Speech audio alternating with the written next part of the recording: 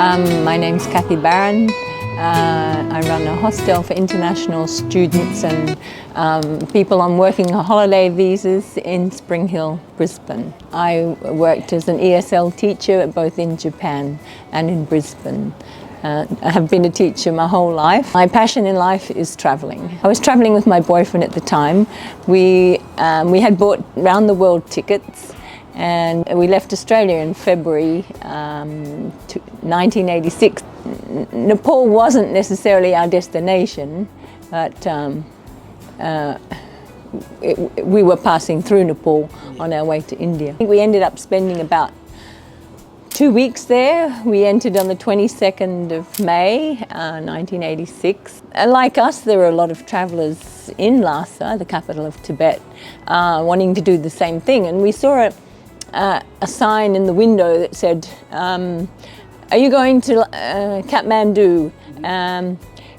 Are you interested in joining us on this bus? So 36 of us chartered a bus to Kathmandu, and we spent a week crossing Tibet, staying in little towns with interesting monasteries. And we got to the Tibetan-Nepali border. Our driver was Tibetan, so he couldn't go any further. We had to walk from the border. Well, often there's a no man's land between two countries, and there's sort of like two borders. There's the Tibetan border, then the Nepali border, and you have to pass through both. And my visa had actually expired. My Nepalese visa here, which I still have, I bought it for $20.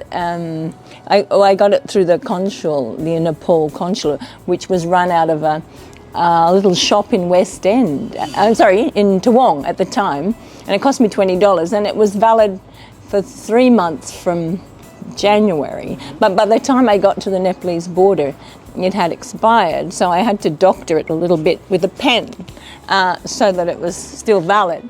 No problem, because at the border there was just a man in a little hut with a little bit of a bamboo pole, and that was the border. No records, no computers, nothing in those. Just handwriting, and he stamped it, and it was all good. Had to walk from the Tibetan border down to the Nepalese one. And it was quite a long way down, and we ended up hitchhiking. There were 4 of us, in the back of the truck, rolling around with our backpacks on because of the switchbacks between the borders. And when we got to the Nepalese border, it was quite a long way. 2 choices: to take a bus into Kathmandu, which was going to take hours, or the 4 of us ended up splitting a taxi. I remember it cost $28 between the 4 of us, so I guess it was quite a lot of money at the time, $7 each, but we were starving, and we just wanted to get to Kathmandu. We were tired. We'd been on the road for, months, but certainly we'd been on this bus crossing Tibet for a week. And so 4 of us, 2 couples, just split the taxi and got to Kathmandu. Well, we spent most of our time in Kathmandu and Pokhara. They were the 2 main places, yeah. And at the time, Pokhara was only a little village on a lake, But apart from all the sightseeing in Kathmandu, because I think we stayed near Durbar Square, probably in the Tamil area, close to Freak Street. And I remember the first night we went out for dinner because we were starving. We hadn't eaten properly for months. There wasn't a lot of food in China, and even less in Tibet. Very little available. And we were dreaming about food, I think Western food by this stage. And I think we had steak and we had apple pie. And I remember coming out of the restaurant and vomiting because the food was just too rich. Our bodies rejected it. In those days, our families and friends would send mail to the poste restante at the post office, so that was always exciting to arrive in a city and to go to the post office and check the post restaurant for news from home. And I remember we ended up buying, you know, quite a few things like woolen products, beautiful handmade goods, handmade and hand-dyed, natural colours.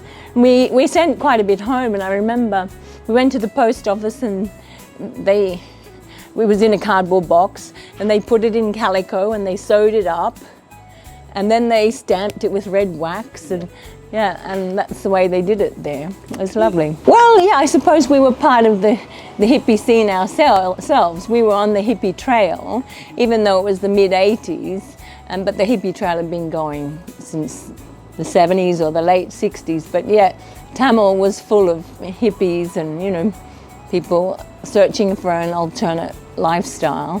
A lot of them had come overland from London on the Magic bus, but we'd come overland through Northeast Asia.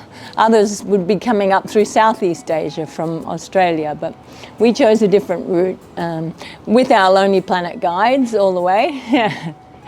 They were trusty. We, I guess, living cheaply, smoking lots of drugs, just hanging out, enjoying the culture, getting to know the people, just taking the time, you know, to really slow down and understand people and the culture and to live in another culture. I think that's the thing about hippies. They don't have to plan ahead. They just live in the moment and on very little money. They're very good at living on very little. We actually didn't do any trekking because we were just exhausted after so many months on the trains in China and buses, and we'd done a lot of road tripping there. We were just too tired. We just wanted to recuperate and eat well and relax before, I guess, the onslaught of India, because that's really intense, you know. I'd have to say it was visiting Pokhara.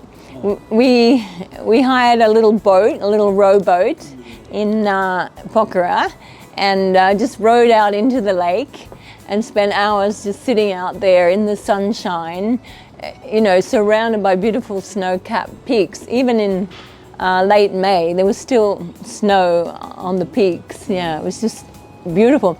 And Pokhara was this lovely little lakeside village, and I don't even think you could stay right on the lake in those days. I remember our guest house was away from the lake, and the women would come in the mornings and just sit inside our accommodation and try and sell us jewellery, and it was lovely just to, you know, chat and hang out with the women, you know, even if you weren't buying much, you know. Well, namaste, of course. Very hardworking. I couldn't believe. Well, of course, it was a very rural country, but we couldn't believe the steepness of the hills and the weight that the people were carrying on their backs. It was just incredible, you know, like all the firewood and things like that.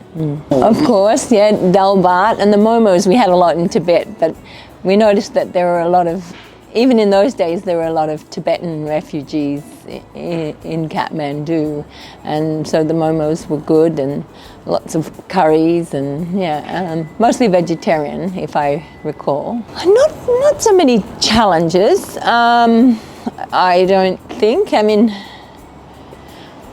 when you're backpacking, I guess, and you're backpacking for a year, we had to be in the UK by October of that year. I needed to be there by October to qualify for a working holiday visa. My partner was too old, but so we were on a bit of a time schedule, you know, a little bit pushed for time. I would have liked to have chilled in more places, but we had to be there. But I remember we were sitting out in the lake on our boat, just chilling, and this guy came along and wanted to sell us marijuana, and it was just so funny. Just from the middle of nowhere, here he was trying to sell us marijuana in the middle of the lake in Nepal along the roadside. It was free, I think.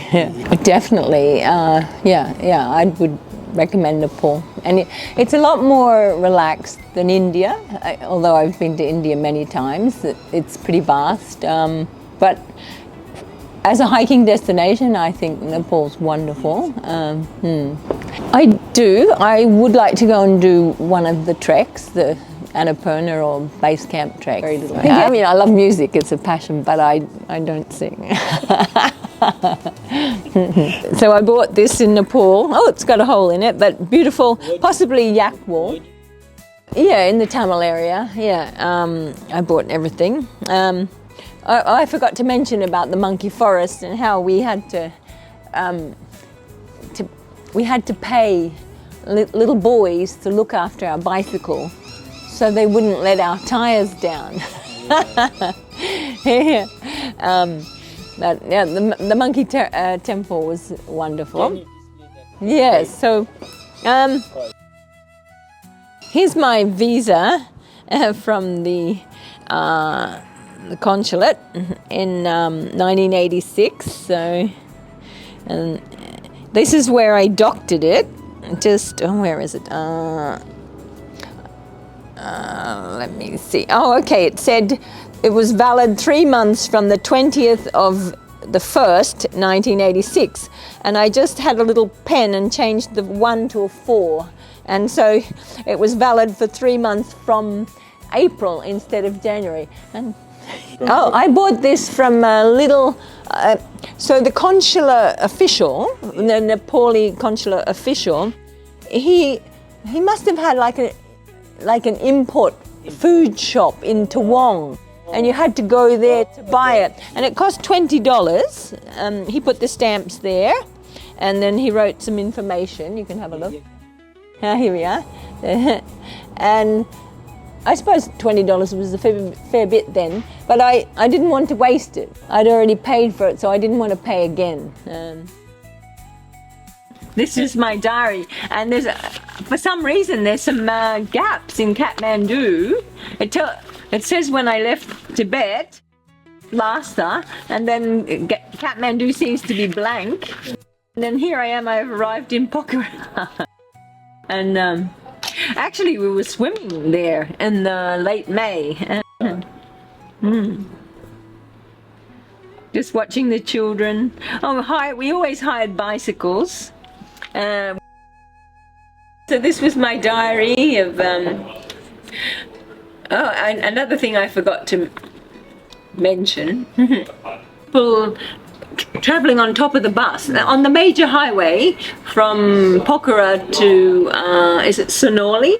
Sonoli on the Indian border. We were surprised to see people travelling on top of the bus, and it was quite a dangerous road, so that really surprised me. I mean, in India you see it a lot, people travelling on top of the trains, but yeah, so even Westerners do, would do that, would take that risk. Okay, Cathy, thank you for everything. You're welcome. I enjoyed it. Yeah, it was good. I have fond memories of Nepal. Thank you.